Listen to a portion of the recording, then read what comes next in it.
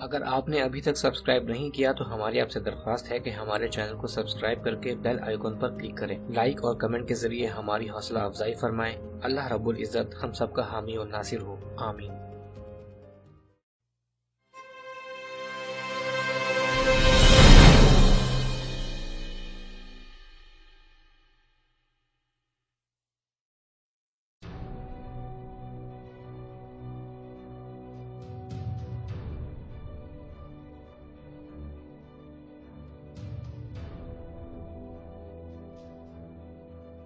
آدم زاد جس طرح خواہش سے باز نہیں رہ سکتا، بینا وہ مستقبل کے بارے میں تجسس نہیں چھوڑ سکتا کہ آگے کیا ہونے والا ہے، کیا ہو سکتا ہے، کیا ہونا چاہیے۔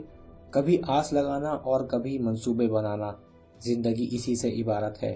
وہ لوگ بہت کم ہوتے ہیں جو اس حصار کو توڑ کر نکل جاتے ہیں، یعنی جو نہ ماضی کا گلہ کرتے ہیں اور نہ مستقبل کا تقاضا۔ وہ اور لوگ ہیں۔ کچھ لوگ ہوتے ہیں جو مستقبل کے بارے میں اندازے لگاتے رہتے ہیں یا مفروضے قائم کرتے رہتے ہیں، کچھ نہ کچھ جمع تفریق کے قاعدے آزماتے ہی رہتے ہیں، نتائج کبھی منفی اور کبھی مثبت۔ یہ وہ لوگ ہیں جو اپنی ذات، اپنی عقل اور اپنے علم کے علاوہ کسی اور شے پر اعتماد نہیں کرتے۔ کچھ لوگ بھولے بھالے ہوتے ہیں مگر تجسس انہیں بھی گھیرے رہتا ہے۔ وہ پھر دوسروں کے کہے سے مستقبل کی امیدیں لگاتے رہتے ہیں، کبھی فال نکال لی، کبھی رمل دیکھ لی، کبھی علم فلکیات سے حساب لگوا لیا، کبھی ہاتھوں کی لکیروں کی تعبیر پوچھ لی۔ توکل والوں کا حساب ہی اور ہے، وہ کسی اللہ والے کے پاس گئے اور وہیں کے ہو کے رہ گئے۔ اب ان کے حق میں جو بات بھی مقرب الہی کی زبان مبارک سے صادر ہوئی، ان کے لیے وہی ان کا نصیب ٹھہرا، وہی ان کا مستقبل ہے اور وہی ان کا مابعد۔ جو حاصل ہو جائے وہی قبول ہے، غرض یہ کہ مستقبل کا علم ہو یا نہ ہو، زندگی نے بہرحال گزر ہی جانا ہے۔ روزمرہ کی معمولی باتوں کے جان لینے سے کیا حاصل؟ اصل ضرورت اگر ہے تو مابعد جاننے کی۔ بعض ہستیاں دنیا میں ایسی ہوئی ہیں اور کچھ انسان ہر زمانے میں ایسے ہوئے ہیں جنہیں غیب کے حالات اور مستقبل کی جھلکیاں اپنی تیسری یعنی باطنی آنکھ سے دیکھنے کی صلاحیت حاصل ہوتی ہے۔ دنیا میں ہر پیغمبر کو یہ صلاحیت حاصل تھی اور سب سے زیادہ حضور اکرم صلی اللہ علیہ وسلم کے پاس یہ صلاحیت تھی۔ ہم اس صلاحیت کو غیب بینی کہہ سکتے ہیں، غیب دانی نہیں۔ بعض افراد پیدائشی طور پر مستقبل بین ہوتے ہیں، اس میں مذہب، ملت کی کوئی قید نہیں ہوتی۔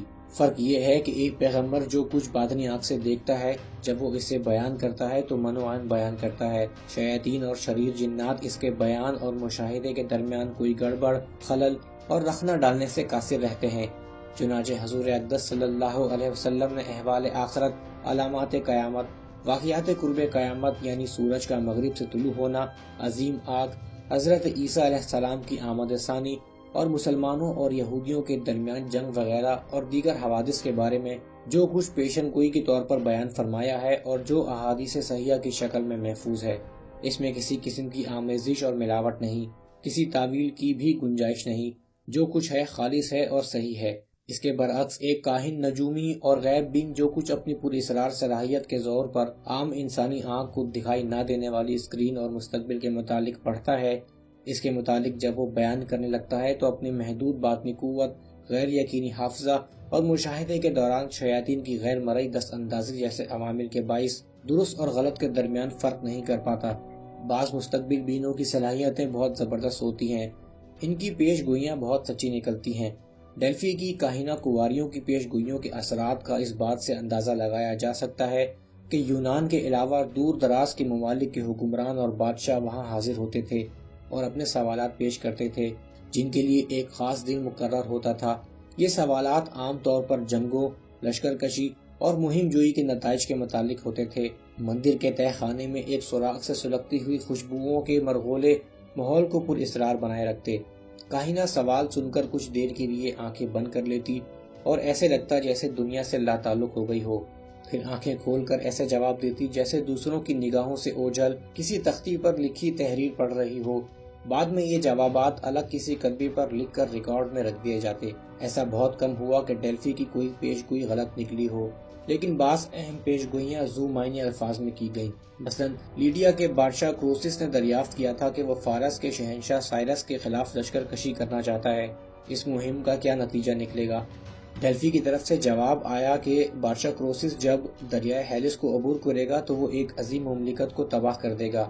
کروسس نے سمجھا کہ اس کی فتح کی طرف اشارہ ہے، چنانچہ اس نے خوش ہو کر ڈیلفی کے مندر کے لیے سونے کی 100 سے زیادہ اینٹیں اور کوئی 7 من وزنی خالص سونے کا شیر کا مجسمہ نظر کیا، لیکن جنگ کا نتیجہ یہ نکلا کہ لیڈیا کے بادشاہ کو ہزیمت سے دوچار ہونا پڑا اور اس کی اپنی عظیم مملکت تباہ ہو گئی۔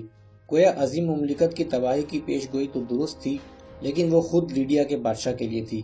سقراط اور افلاطون جیسے تشکیک پسند یونانی فلسفی بھی ڈیلفی کی پیش گوئیوں کے قائل تھے اور ڈیلفی کے معبود میں مقیم رہباؤں کا احترام کرتے تھے۔ 15ویں صدی کے انگلستان میں ایک خوفناک شکل و صورت کی بچی نے جنم لیا جو آگے چل کر مدر شپٹن کے نام سے مشہور ہوئی۔ روایت یہ مشہور تھی کہ اس کا باپ کوئی مافوق الفطرت وجود یا جن تھا۔